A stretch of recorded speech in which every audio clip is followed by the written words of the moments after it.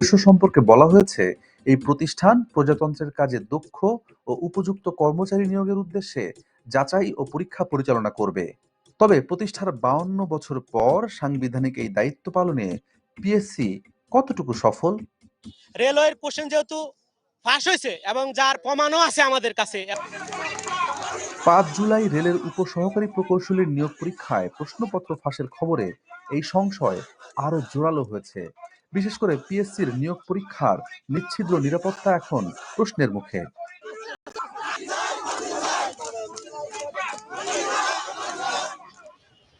কিন্তু এই নিরাপত্তা ঝুঁকি কি বিসিএস এর মতো মর্যাদাপূর্ণ চাকরির পরীক্ষাতেও রয়েছে? আদৌ কি বিসিএস পরীক্ষার প্রশ্নপত্র ফাঁস করা সম্ভব? পাবলিক সার্ভিস কমিশনের যে রুমটাতে প্রশ্নপত্র প্রণয়ন থেকে শুরু করে প্রশ্নপত্র সংক্রান্ত ডিসকাশনটা করা হয়, মেম্বারও ইচ্ছে করলে ঢুকতে পারে না। পাবলিক সার্ভিস কমিশন মেম্বার বা চেয়ারম্যান সাহেব ইচ্ছা করলেও ঢুকতে পারেন না। তাকে ঢুকতে হয় আরও একজনকে সাথে নিয়ে, এবং সেখানে যে ইয়েটা আছে, এখন সর্বোচ্চ যে আধুনিক যে পদ্ধতি আছে, যে পাঞ্চ মেশিন মাধ্যমে এটা করে, এবং সেটা ২৪ ঘন্টায় সিসি ক্যামেরার আওতাধীন আছে। কে ঢুকতেছে কে বাইর হচ্ছে এটা ইচ্ছা করলে তখন সাথে সাথেই জানা যায়।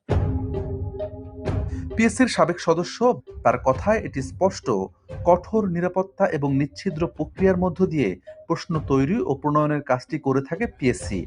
যারা সাধারণত এক্সপার্ট তাদের কাছ থেকে প্রশ্নটা আসার পরে সংশ্লিষ্ট পরীক্ষা কমিটির চেয়ারম্যান সে তার কমিটির মাধ্যমে এখানে প্রশ্নটাকে মডারেশন করে। মডারেশন হওয়ার পরে প্রশ্নপত্র তৈরি হয়ে ফাইনাল হয়ে ওই যে পাণ্ডুলিপির কথা বললাম, পাণ্ডুলিপি আকারে থাকে। পরবর্তীতে যখন পরীক্ষার ডেট নির্ধারিত হয় তার কিছুদিন আগে প্রশ্নপত্র জন্য পাবলিক সার্ভিস কমিশনের মাধ্যমে বিজি প্রেসে পাঠানো হয়। পিএসসি থেকে প্রশ্নের চূড়ান্ত পাণ্ডুলিপি প্রেসে পাঠানোর পরে শুরু হয় ছাপার প্রক্রিয়া। আর এই কাজে পিএসসি ভরসা করে বাংলাদেশ গভর্নমেন্ট প্রেসের উপর, যেটি বিজি প্রেস নামে পরিচিত। তবে এই বিজি প্রেসের রয়েছে প্রশ্ন ফাঁসের ইতিহাস। পূর্বের ঘটনা প্রবাহে নজর দিলে এটি স্পষ্ট হয়। আলোচিত এই প্রেস ঘিরে নানা সময় প্রশ্ন ফাঁস ও অনিয়মের খবর গণমাধ্যমের শিরোনাম হয়েছে। বিসিএস এর প্রশ্ন এটা বিজি প্রেসের মাধ্যমে হয়। এরা বিজি প্রেসের একটা যে কাজ করে ওরা করে, যেমন বিজি প্রেসে ওরা ওদের সাথে বাইরের লিঙ্ক আছে, ওই লিঙ্কে ওরা করে আর কি। পিএসসির কর্মচারী সাজিদুল ইসলামের কথায়ও একই ইঙ্গিত রয়েছে। দীর্ঘদিন ধরে বিসিএস এর প্রশ্ন ফাঁসকারী বাইরের এই চক্রটির খোঁজ পেয়েছে টিম সার্চলাইট। বিসিএস সহ সরকারি নিয়োগ পরীক্ষায় প্রশ্ন ফাঁসের ঘটনায় বারবার এই চক্রটির নামই উঠে এসেছে, যাদের মাধ্যমে প্রশ্ন পেত আবেদ আলীরা। আর এই চক্রে বিজি প্রেসের সাবেক কর্মচারী এটিএম গোলাম মোস্তফার যোগসাজশ রয়েছে।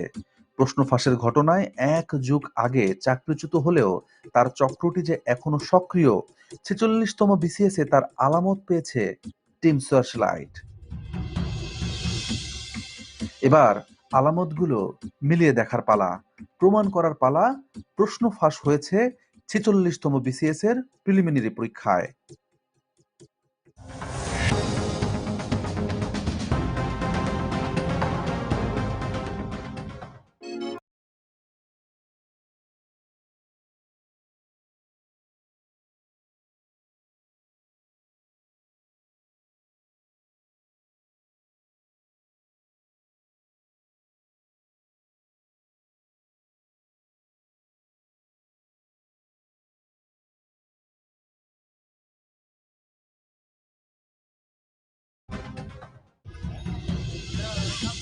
৪৬তম বিসিএস এর ৩,১৪০টি পদের জন্য গত বছর বিজ্ঞপ্তি প্রকাশ করে পিএসসি। এবছরের ২৬ এপ্রিল নেওয়া হয় প্রাথমিক বাছাই বা প্রিলিমিনারি পরীক্ষা। ২০০ নম্বরের ওই পরীক্ষায় প্রার্থী ছিলেন প্রায় ৩.৫ লাখ। ৯ মে প্রকাশিত ফলাফলে দেখা যায়, তীব্র প্রতিযোগিতাপূর্ণ এই প্রাথমিক বাছাইয়ে পাশ করেছেন ১০,৬৩৮ জন, যা মোট প্রার্থীর মাত্র ৩%। তবে অনুসন্ধান বলছে এই ৩%-এর সকলেই মেধার পরিচয় দিয়ে নয়, কেউ কেউ অনৈতিক পন্থাও বেছে নিয়েছিলেন। এমনই কিছু প্রার্থীর প্রবেশপত্র এসে পৌঁছেছে আমাদের হাতে। কিভাবে তারা এই জালিয়াতি করেছেন তা খতিয়ে দেখার আগে নজর দিতে হবে ৪৬তম বিসিএস প্রিলিমিনারি পরীক্ষার ফলাফলের প্রজ্ঞাপনে। মেলাতে হবে রেজিস্ট্রেশন নাম্বার। আমাদের হাতে থাকা ৮টি প্রবেশপত্রের সবাই চান্স পেয়েছেন। এই শিক্ষার্থীরা কিভাবে প্রশ্নপত্র পেলেন, কারা তাদের এই প্রশ্নপত্র দিল তা জানতে অন্তত একজন শিক্ষার্থীকে খুঁজে বের করতে হবে। মাহমুদুলের ফোন নাম্বার লেখা ছিল প্রবেশপত্রের উপরে। সেই সূত্রে খোঁজ পাওয়া গেল সে ঢাকা বিশ্ববিদ্যালয়ের প্রাক্তন শিক্ষার্থী। মাহমুদুলের ঠিকানা সহ আরো বিস্তারিত তথ্য পেতে যেতে হবে ঢাকা বিশ্ববিদ্যালয়ের ভর্তি অফিসে। অনেক খোঁজাখুঁজির পর পাওয়া গেল মাহমুদুলকে। মিলিয়ে দেখা হলো প্রবেশপত্রের সঙ্গে। ঢাকা বিশ্ববিদ্যালয়ের রাষ্ট্রবিজ্ঞান বিভাগের ১৩-১৪ সেশনের এই শিক্ষার্থীর বাড়ি নাটোর জেলায়। তবে বাংলাদেশ টেলিভিশনে ক্যামেরা পার্সন হিসেবে সম্প্রতি যোগ দিয়েছেন তিনি।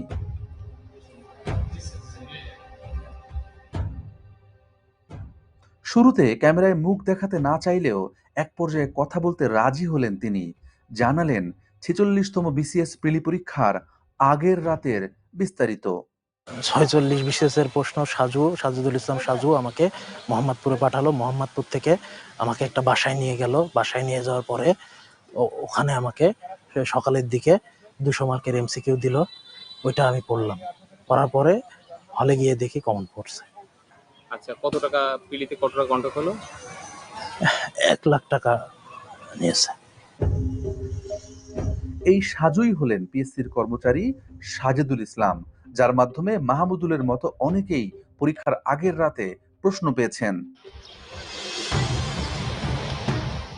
মাহমুদুলের বক্তব্যের সূত্র ধরে খুঁজে বের করি আরেক শিক্ষার্থী রুবেলকে। ঘটনার আকস্মিকতায় হতভম্ব রুবেল নিজের পরিচয় গোপন রাখতে বারবার অনুরোধ করছিলেন। স্যার, আপনি আমার এলাকার স্যার, একটু ভিডিওটা করেন না স্যার, তাহলে স্যার আপনি আমার এলাকার আমি স্যার আমার এরকম কোনো কিছু স্যার ভিডিও করেন না স্যার, আমাকে সব করেন স্যার। কিন্তু আমরা ওই রাতের বিস্তারিত তার মুখেই জানতে চাই। মাহমুদুল ভাইয়ের মাধ্যমে স্যার ওইখান থেকে আমাকে নিয়ে গেছে আইডিবির সামনে। তো আইডিবির থেকে ওরা আবার গাড়িতে করে মোহাম্মদপুর নিয়ে গেছে। তো মোহাম্মদপুর নিয়ে যাওয়ার পরে রাত ৯টা-১০টার দিকে আমাদের কাছে কোশ্চেন পাঠিয়ে দিয়েছে। তো ওরা লোকজন ছিল, ওই কোশ্চেন দিয়ে আমাদের সারা রাত সলভ করাইছে। তো তারপরে সকালে আমাদের ছেড়ে দিয়েছে। পরে বলে আমরা অ্যাডমিট কার্ড নিয়ে যার যার এক্সাম সেন্টারে চলে গেছি।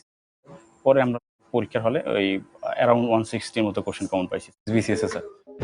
তার মানে সবগুলো সেটের প্রশ্নই পড়ানো হয়েছিল শিক্ষার্থীদের, যাতে যে কোনো সেট থেকে প্রশ্ন এলে উত্তর দিতে পারেন তারা। কতগুলো কোশ্চেন পড়াইলো? ১,০০০ প্লাস স্যার, ১১00-১২00-র মতো স্যার।